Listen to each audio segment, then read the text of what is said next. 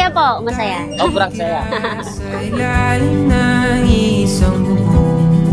Maraming salamat po kay Mayor Vega, tapos sa Municipal Registry po natin.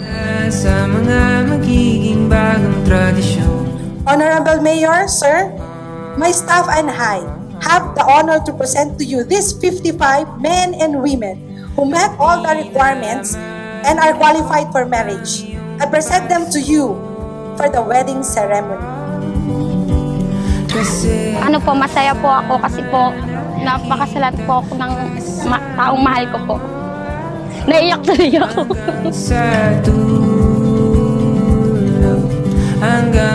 We call upon thee, O God, to grace this occasion. A very special moment for the couples who have come together in this place for their wedding. Masaya po. Kasi after 15 years na magkasama po kami na in relationship po, ayun, mababasbasan na rin po kami as a husband and wife po.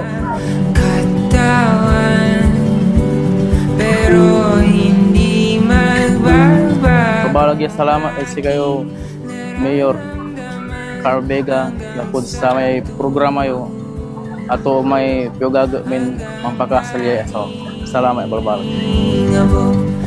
Yung cool off or baka makikita mo na lang sa Facebook na update niya. Moving on, pero baka 3 months ago meron na siyang kasintahan pala na iba. Huwag niyo pong gagawin yan dahil napakasakit.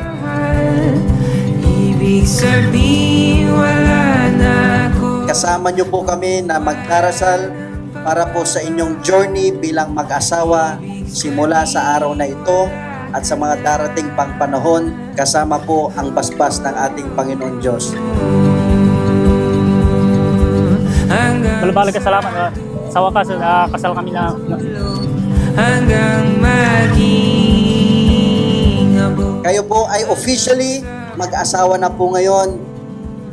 Our groom, you may now kiss your bride.